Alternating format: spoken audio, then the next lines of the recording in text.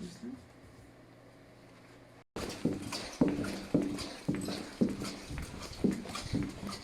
Смотреть по всем уголовным делам. Содержит в порядке статьи 91.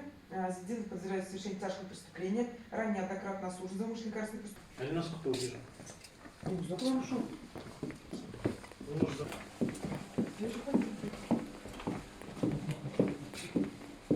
Сотрудники уголовного розыска отдела МВД России по Бугульминскому району задержали бугульминца, подозреваемого в грабеже, совершенного с незаконным проникновением в квартиру.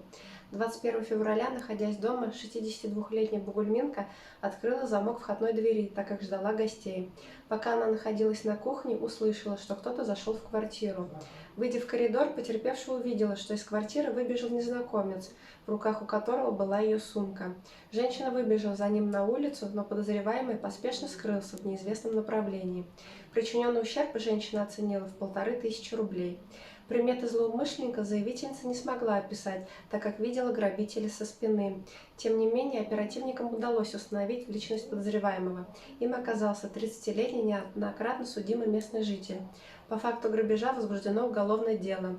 Бугульминским районным судом избрана мера пресечения в виде заключения под стражу.